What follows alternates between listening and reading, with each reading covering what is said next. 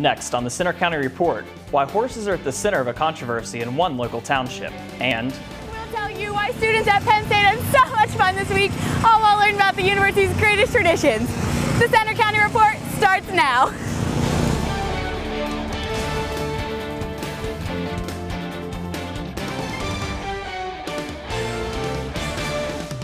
Welcome to the Center County Report. I'm Jordan Pruitt. And I'm Gina Figali. The largest homecoming parade in North America is right here at Penn State, and tonight's event will draw thousands of people and some traffic headaches. Reporter Allie Ingersoll is live with us along the parade route. Allie? Hey Gina, thanks. So right now we're across the street from where floats will begin the parade, and it's a sight you definitely want to see. There'll be a ton of free candy for the kids, the Thon 2013 theme will be revealed, and parade officials tell me there's a huge balloon, which is a first for this, so you definitely want to come check it out.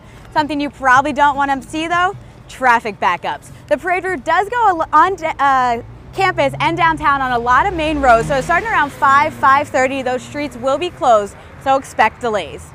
The parade route starts here on Porter and Curtin Roads at 6 p.m. and the parade follows Curtin Road down to Bigler, picking up walking organizations like the Blue Band, the State College High Marching Band, and alumni chapters from all over the country at the IM building, which is the official start of the parade.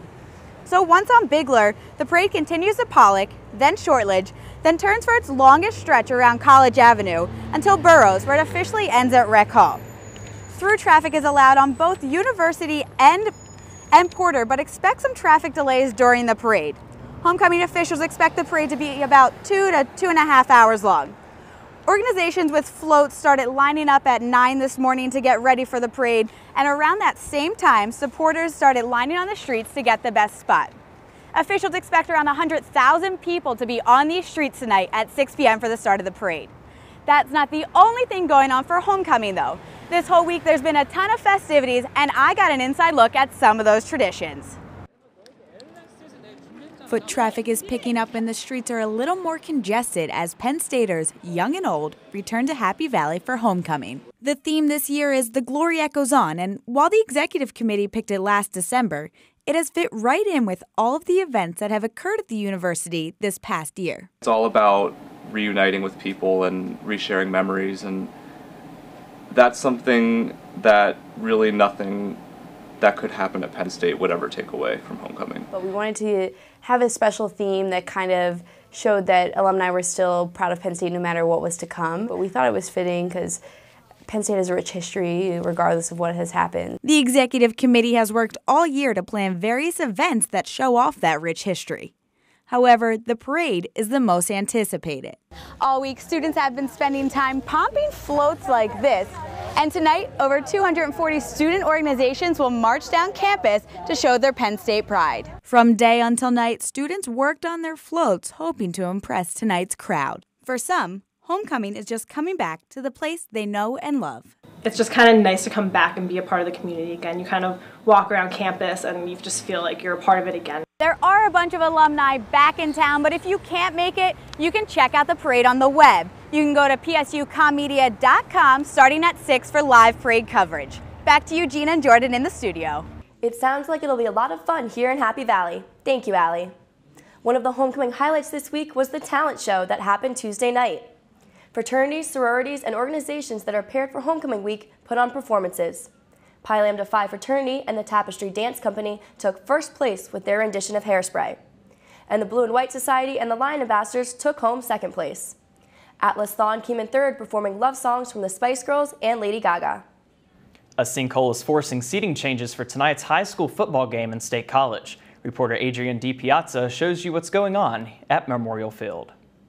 The sinkhole in downtown State College is just beneath these bleachers, where the State High Band and students normally sit. It might surprise you to learn the district has known of the sinkhole for nearly 100 years. It's just this week that it's causing a safety issue. Certainly it's pressing because it's a safety concern for those involved. That's something that's very important to us, something that we take very seriously. The district decided to close the home side of the stadium to make sure no one will be in danger. For a typical home football game here at Memorial Field, the State High Band and the State High student section would be sitting in the gray and red bleachers. But tonight, because of this sinkhole, the visiting fans and the State High fans will both sit in the west side bleachers. Structural engineering expert Daniel Linzel says this sinkhole isn't a big surprise. And they're relatively prevalent around here because of the geology of the area. So because we have a lot of limestone, I believe there's a lot of sinkhole issues. The school district will decide after tonight's game whether or not to host the remaining 2 home games at Memorial Field and discuss a long-term solution to the sinkhole problem at Monday's school board meeting. The bigger picture is a pressing concern as well, but it's not going to be an easy solution. A State High parent says the possibility of relocating games isn't ideal. It would be inconvenient, but I'm sure there's might be other options. Memorial Field normally hosts 4,000 fans, but for tonight's game, they'll only have room for 1,400. In State College, I'm Adrienne DiPiazza for the Center County Report. The school board will get a full report from geologists and engineers at their meeting on Monday. A woman is hospitalized today after a fire that gutted a home in Phillipsburg. The fire happened yesterday on Pine Street, burning one home and spreading to another. And the nearby Phillipsburg Osceola Junior High had to be evacuated. Witnesses say the woman came out of the home, then collapsed. No word yet on the cause of the fire, but witnesses say they heard an explosion, then saw the flames. In Bellefonte, work crews have removed the fire-damaged top tower of Hotel Dodi. Investigators ruled that the fire was arson, and the property owner says the building will have to be demolished. But the first step was to remove that top tower because of safety concerns. In another arson case, Bellefonte resident Jeffrey Karg is charged with setting the fire that destroyed a building behind Mattress World on Spring Street. The fire caused more than $10,000 in damage. Miles Township has scraped a proposed ordinance that would have banned owning horses on less than 4 acres of land. Reporter Kat Janesco says the fight involves local homeowners and the Amish. In quiet areas of Miles Township, a battle is raging over horses. Some residents want restrictions on horse ownership, saying the animals may pose health and safety risks on small plots of land, and home values could fall. But others, many of them Amish, argue that's simply not true. This pasture behind me sits on less than 4 acres of land and houses a horse. The owners, who wish not to be identified, say that this is their main way of transportation. Their neighbors said they haven't had to deal with any of the issues that this ordinance brings. I personally don't have that problem because they do obviously maintain their property. They take care of that horse. I haven't had any problems with any rats or any cleanliness issues.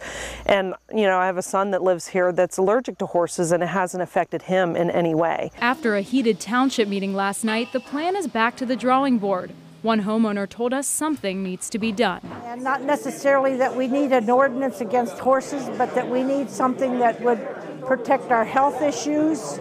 Critics of the proposal say it's anti-Amish and may infringe on their lifestyle and religious freedom. The township chairman told us the ordinance sprung from past issues and not the Amish. In Miles Township, Kat Janisco for the Center County Report. So what's next? The township hopes to pick representatives from the villages of Massenburg, Rebergsburg, and Smolton to discuss their new options.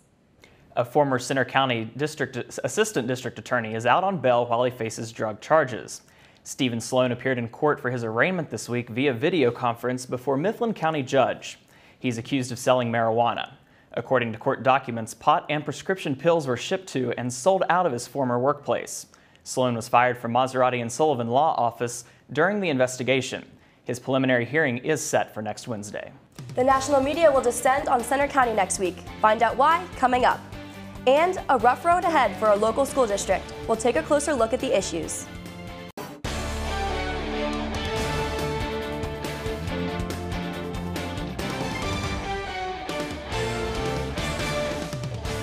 Jerry Sandusky will find out how long he'll be behind bars on Tuesday. The convicted pedophile will be sentenced at the Center County Courthouse in Bellefonte at 9 a.m.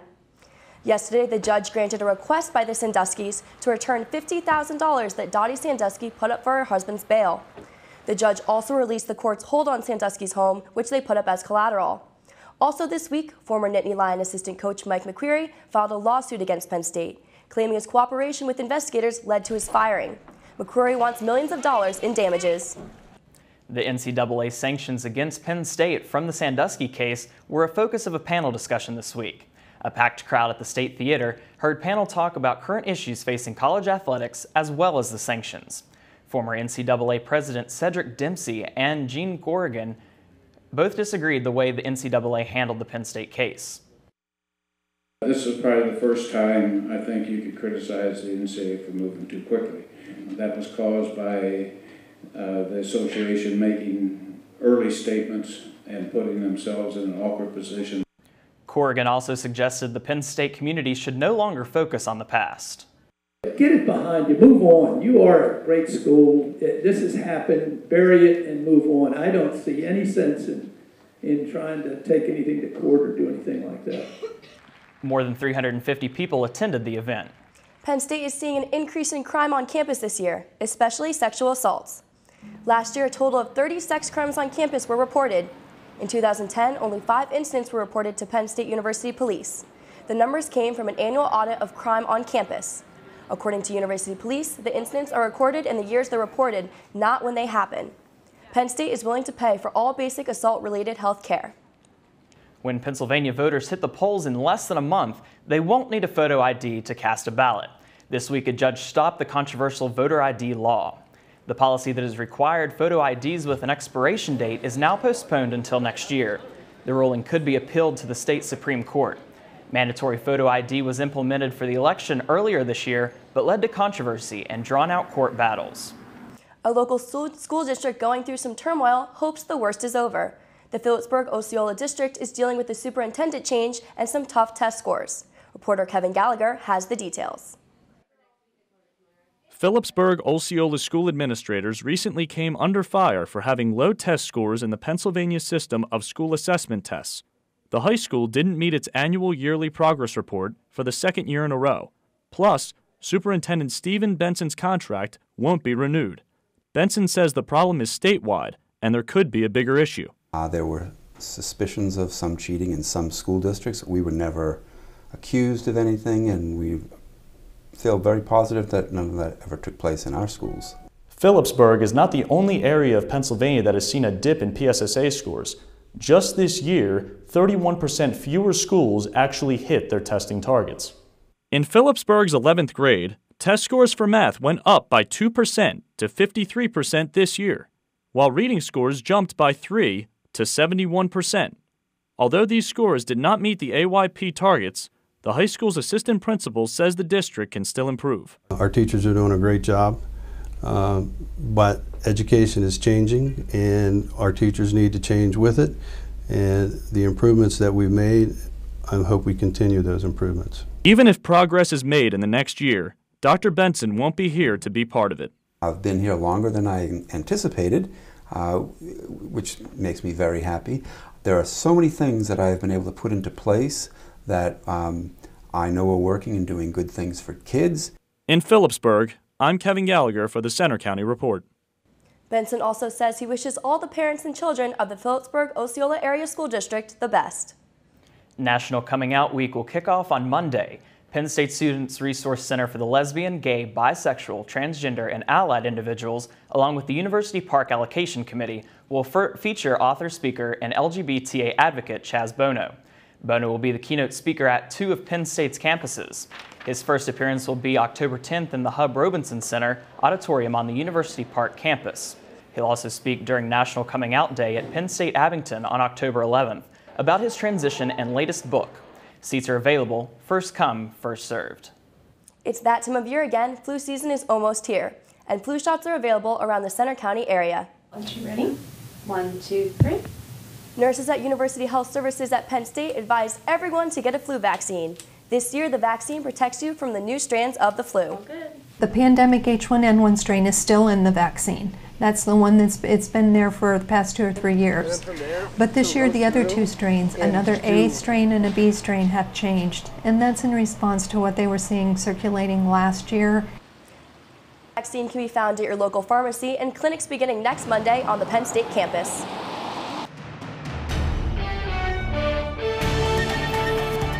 Doesn't really feel like flu shot weather right now. Summer making what potentially maybe its last stand today. Temperatures well into the 70s with some sunshine fading behind clouds. However, we do have some showers to deal with tonight and early Saturday. I'm hopeful that most of the game, though, on Saturday will be dry. Another batch of showers comes through Sunday afternoon that we have to deal with. So the second half of Sunday will be the wetter of the two parts of the day. Right now, though, we have that milky sunshine, again, clouds drifting in from the west, winds out of the southwest pumping in the mild air right now, and that will only continue into this afternoon. Temperatures bound for 76 degrees, well above average for this time of year, so perhaps break out the shorts one last time because you'll need sweaters heading into the weekend. The reason is this cold front here, it's drifting in our direction, bringing some showers again overnight tonight, but the showers will commence after the homecoming parade, so that will be dry.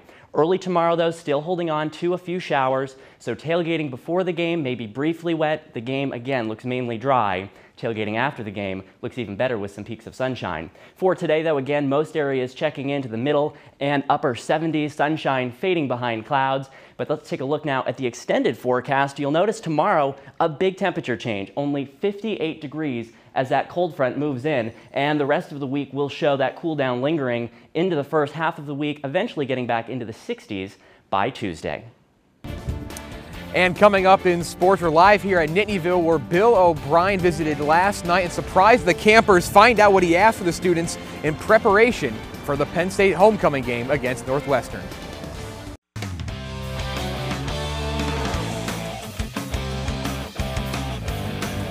Well, the campers of Nittanyville are all busy getting ready for the homecoming parade later tonight, but they're also ready for the game on Saturday as Penn State has a huge matchup against undefeated and 24th ranked Northwestern. And last night out here, the campers of Nittanyville got quite the surprise as Bill O'Brien visited for the first time as head coach. He handed out pizza, dessert, T-shirts, and even helped build Nittanyville's homecoming float. A group of players, including Matt McGloin, Michael Zordich, and Michael Maudie, came out with the coach as he preached to the students about getting to the game early and being loud on Saturday. This game's at noon. This kickoff is at noon, and we can't have people showing up at 12:30, 1 o'clock. We need you in there at noon, ready to go, standing up, being loud, especially when Northwestern's on offense, because that'll really disrupt what they do on offense. So be really loud, throughout the whole game. And again, we really appreciate your support. Thank you very much. Have fun with those pizzas. They definitely did have fun with those pizzas. And in terms of Penn State's opponent, Northwestern comes in with a 5-0 record and a top 25 ranking for the first time since the end of the 2008 season. They're a high-octane offense is led by quarterback and wide receiver hybrid Kane Coulter, and Bill O'Brien and running back Bill Belton talked about what they have to do to slow down Northwestern's offensive attack. They do a nice job with their tempo. They play very fast. They do a great job of spreading you out and making you make plays in space. And they do a really good job of that. Northwestern has a high-powered offense, so it'll definitely be important for us to control the ball, kind of slow them down a little bit and give our defense a break. So going into this week, we basically have a game plan where we try to help our defense out, and those are the things that we're looking forward to doing this week. Well, Penn State has not lost to Northwestern since the 2004 season, and this year they'll be backed by a student-declared whiteout. That game is set to kick off at noon Eastern on ESPN, and Beaver Stadium should be packed on Saturday, especially compared to what it was like 2 weekends ago against Temple, where Penn State saw some of its lowest attendance numbers in the last 10 years. The Nittany Lions are hoping a win this weekend will improve their low attendance numbers. One thing, though, that may help that is an addition to the step ticketing program, which has caused a lot of controversy in the past couple months. The announcement made this week said that ticket and donation prices will not increase for the 2013 season. In fact, 8 seating areas in Beaver Stadium will see a $200 decrease in Nittany Lion Club donation prices, and a 5-year program called the One Team Commitment. NLC members who participate receive a number of benefits, such as double the point value for your one-team annual gift, 50 bonus points after the completion of your 5th year, as well as an invitation to the Beaver Stadium celebration event in 2017. And in a release on GoPSUSports.com, Bill O'Brien expressed his appreciation for the new program, saying, "Our fans have been tremendously supportive over the past several months, and they've already made a difference for our kids this season. We need that going forward. Your one-team commitment can help ensure that." Well, one team that does not have any attendance issues is the Penn State women's volleyball team, and they're going to hit the road once again this weekend to finish up their 4-game road trip. And our Marco Rancy took a look inside practice with the #1 team in the country. Halfway through the regular season, the #1 ranked Penn State women's volleyball team is 14-1 and 4-0 in the Big Ten. Sophomore setter Micah Hancock believes that one loss they suffered against Oregon State gave her teammates extra motivation. I think it was a good a minor setback for us. We realized we needed to play hard every match, every moment in the gym. And now we're kind of coming into that a little more. We're working hard in the gym, and it's paying off, I think. The Nittany Lions have an impressive resume so far this season with victories over Texas, Nebraska, and most recently at Minnesota. But assistant coach Steve Aird still gives the Lions an average grade. You know, if I was to grade us, I still think we're a B. There's a lot of things that we need to be a lot better at. We're a good blocking team. We're a pretty good defensive team. Offensively, we've got a lot of weapons, but I think serving and passing have to keep getting better. And all of them obviously have to get better if we're going to be at this level going through. A big part of the team's improvement can be attributed to the increase in the players' maturity. Last year, the court inside Rec Hall was littered with freshmen and sophomores for Penn State. Now in 2012, the extra year of experience is really starting to show. I still think, although they're older a year, I still think we're a young team. I mean, we return everyone but 2 people next year, and they're really good kids. They play hard. I think they're taking it a lot more seriously than they may have in the past, and we're having a good time doing it, so we're in a good spot. In State College, I'm Marco Ranzi for the Center County Report. Well, the team will get a much-needed break next week when they're home for 2 matches against Indiana and Purdue at Rec Hall, and then they go on another 4-game road trip to end the month of October. Well, there's nothing quite like an icebreaker to help you get to know your classmates, your fellow coworkers, or roommates, and that's what the Penn State men's hockey program is going to do tonight at the Greenberg Ice Pavilion.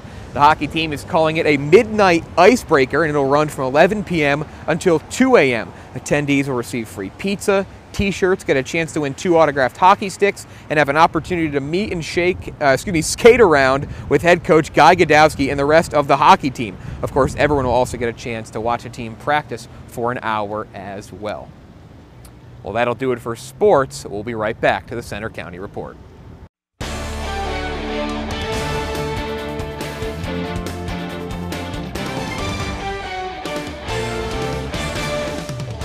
Want to learn how to be more eco-friendly? Shavers Creek workers are helping to show the community how.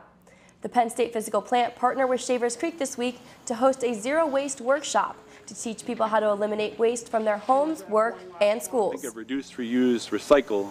It really should be in that order. Reduce, really look at your purchasing and use patterns, and can you reduce the amount of waste? 96% of the waste that Shaver Creek produces is recycled and composted each month. Penn State is in the middle of a new social media fundraising effort. A Nittany Lion alumni has pledged to donate $1 for every like and follower the Penn State Forever Facebook page and Twitter account gets during the first 2 weeks of October. Penn State Forever hopes to raise $10,000 by the end of its campaign. It's been great. The response has been overwhelmingly positive. People are enthusiastic that they can get involved in supporting Penn State students with 2 easy clicks, and it's been very good. That's all for today's Center County Report. For more news, go to our website, centercountyreport.com. You can also follow us on Twitter at Center County REP and check us out on Facebook too. Have a great day and happy homecoming, Penn State.